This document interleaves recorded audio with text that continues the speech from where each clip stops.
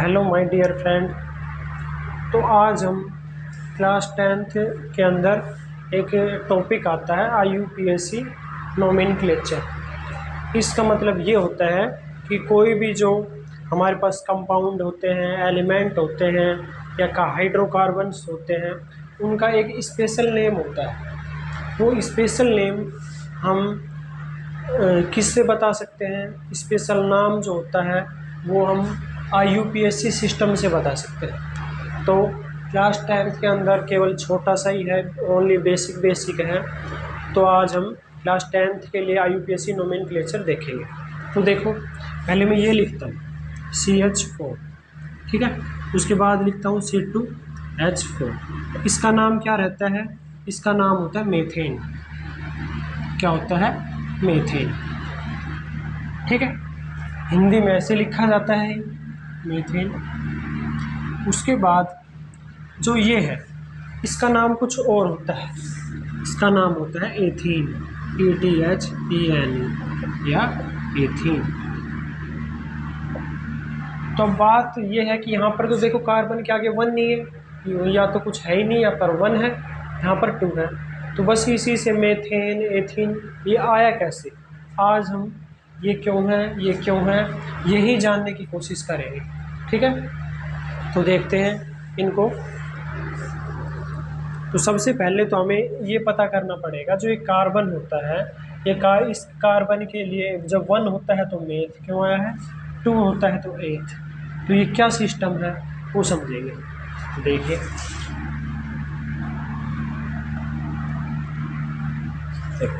इसके लिए बस आपको एक छोटी सी टेबल याद करनी पड़ेगी। तो यहाँ पर लिखेंगे नंबर ऑफ कार्बन, ठीक है। और यहाँ पर क्या हो जाएगा? प्रीफिक्स नेम, प्रीफिक्स नेम, बस ये।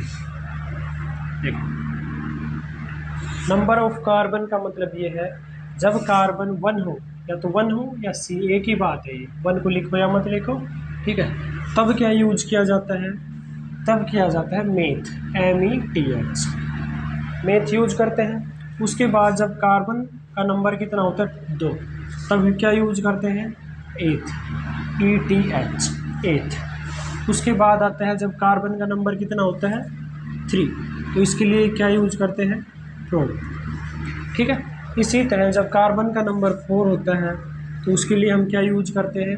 ब्यूट, बट नहीं ब्यूट, आधा ब्यूट, ब्यूट। वैसे दिखने में ये बट है, बट क्या है? ब्यूट, ठीक है। जब कार्बन का नंबर 5 होता है तो क्या यूज करेंगे? पेंट या पेंट। जब 6 हो तो हेक्स। जब 7 हो तो कार्बन के नंबर हेप्ट, HEPT। जब 8 हो कार्बन का नंबर तो ओक्ट, OCT, ओक्ट। और जब कार्बन के नंबर हो 9 तब क्या यूज करेंगे? नॉन, ठीक है। और जब कार्बन के नंबर कितने हो? 10, तब यूज करेंगे डैक, DEC, ठीक है। इस तरह से अगर ये नीचे का 9 और 10 नहीं दिख रहा होगा आपका, तो क्या लिख लेंगे? कार्बन 9 के लिए क्या यूज करते हैं? नॉन, और कार्बन 10 के लिए यूज करते हैं डैक। तो एक बार आप इसको देख लीजिए।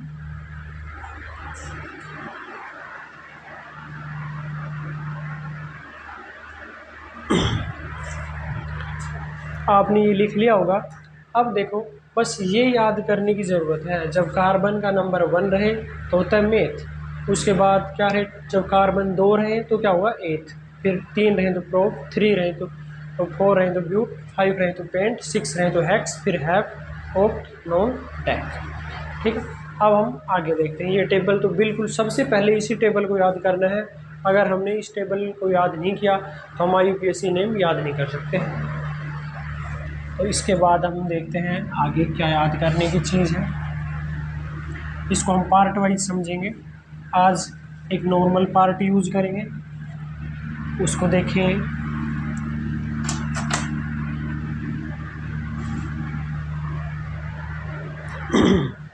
तो अब देखिए, इसके अंदर क्या करना है हमें अब एक चीज़ और पढ़नी है।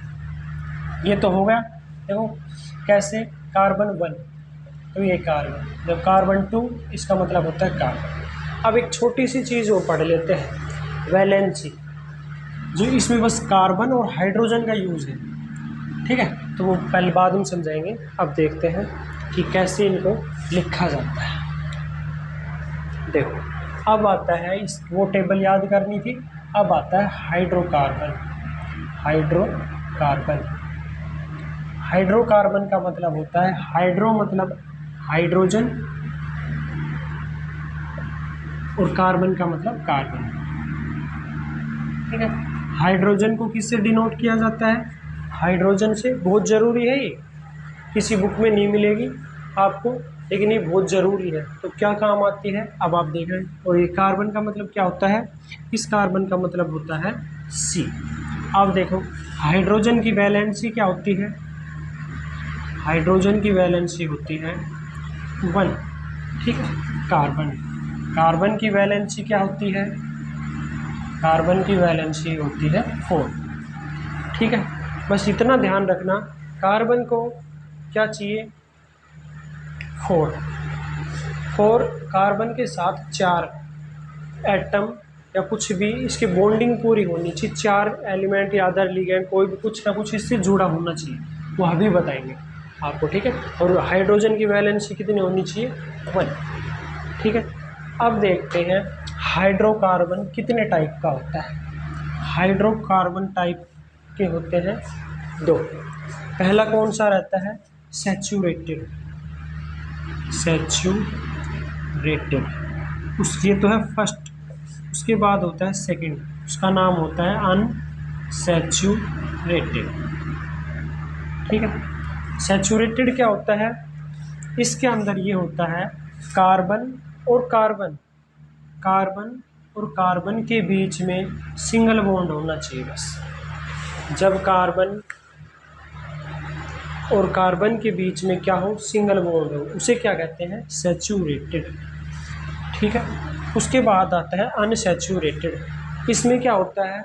इसके अंदर ये होता है कि कार्बन और कार्बन के बीच क्या होना चाहिए? Double bond, double bond. ये डबल बॉन्ड कैसे होता है, क्यों होता है, सारा रीजन समझाएंगे।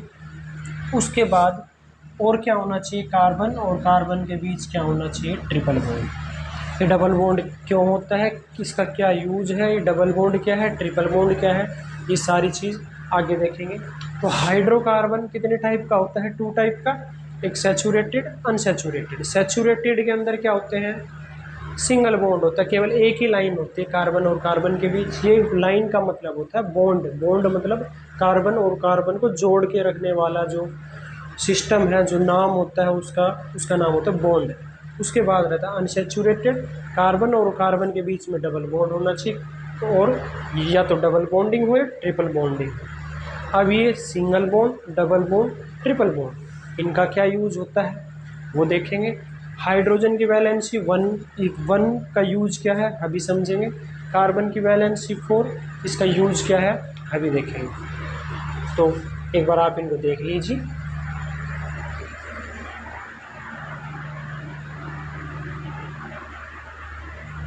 अब हम देखते हैं क्या, देखो बहुत काम की चीज़ है।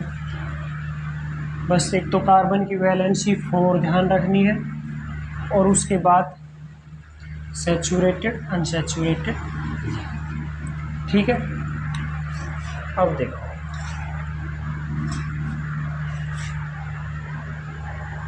अब देखो 3 चीज़ें होती हैं, उनके साथ साथ एक और पढ़ाता हूँ। एक बताया था अभी सिंगल बॉन्ड, ठीक है।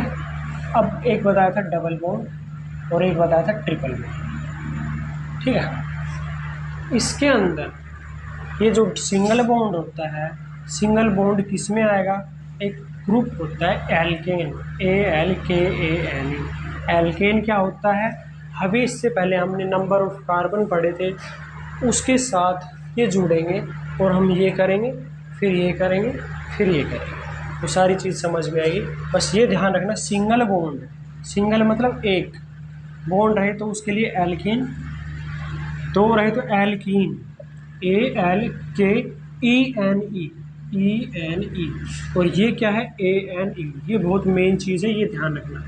और ट्रिपल बॉन्ड के लिए क्या होता है ALK, YNE, एल्काइन, ये 3 चीज़ें होती हैं। ठीक है, ये तो हमें पढ़नी ही पढ़नी है, इनके साथ कोई पढ़ाता नहीं है, लेकिन फिर भी मैं एक बता देता हूँ। उनके साथ क्या रहता है, उसका नाम रहता है एल्किल, होता सिंगल बॉन्ड है उसके अंदर, ठीक है, लेकिन उसका नाम होता है एल्किल, ALKYL, एल्किल। ठीक है, होता सिंगल बॉन्ड है इसके अंदर, ये 3 मेन है, ये इनके साथ रहता है। इसे कब कहेंगे कब ना कहेंगे वो चीज़ देखेंगे। अब देखो एल्केन हो गया, अब इनका एक फॉर्मूला होता है, फॉर्मूला क्या रहता है वो बताते हैं। देखो इसका फॉर्मूला होता है CnH2n+2। इसका भी फॉर्मूला, ये N क्या है, C क्या है, H क्या है, सारी चीज़ें बताएंगे। एल्कीन का क्या रहता है CnH2n, ठीक है। एल्काइन का क्या रहता है CnH2n-2, और इनका क्या रहता है, देखो इनका रहता है CnH2n+1। अब कहोगे सर ये तो हमें समझ में नहीं आया, ये क्या लिख दिया क्या नहीं, इसका बहुत ही यूज है, ये थोड़ा अलग है, इसलिए इसको थोड़ा सा अलग लेके चलते हैं। बस ये फॉर्मूले हैं, ये याद जिसको हो गए वो अच्छे से कर सकता है। अब देखते हैं ये फॉर्मूले कैसे याद करेंगे, ये ऐसे करेंगे। बस एक फॉर्मूला याद रखो, ये वाला CnH2n, इस इधर वाला ध्यान रखना है, तो इसमें +2, तो इधर वाले के लिए क्या कर दिया +2, उधर का पूछे तो -2, बस ऐसे याद कर देंगे। ये रखो, इधर का बताना है एल्केन का, ठीक है, तो +2, एल्काइन का बताए तो -2, और ये याद रखना। उसमें क्या रहता है, इधर तो +2 -2 होता है, बट उधर क्या है ओनली +1 है, ठीक। तो अब हम देखते हैं, सबसे पहले इसको पढ़ते हैं, फिर इसको पढ़ेंगे, फिर इसको पढ़ेंगे, फिर इसको पढ़ेंगे, ठीक है। ध्यान रखना एल्केन, एल्कीन, एल्काइन, और उसके बाद एल्किल, ठीक है। देखो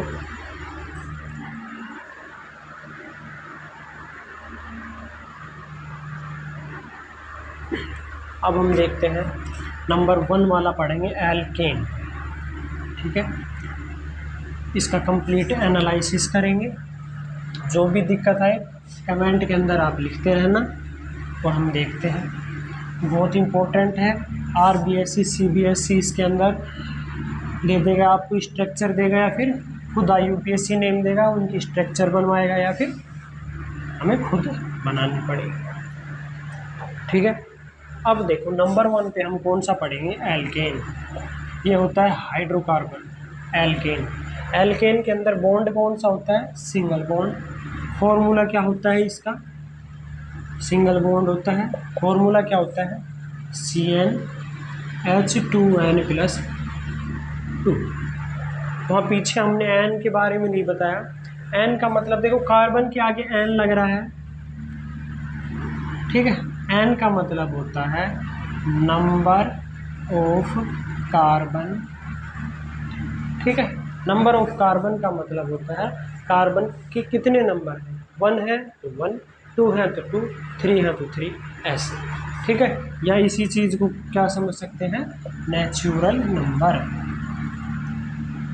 ठीक है, जो 1 से स्टार्ट होते हैं और इनफाइनाइट तक चलते रहते हैं, ठीक है। बस इतना ध्यान रखना। अब कहोगे सर ये है क्या, हमें तो समझ में नहीं आया, ये क्या है, क्या होता है। तो देखिए, इस पूरे नोमेनक्लेचर चैप्टर को हम पार्ट में पढ़ेंगे, क्यों,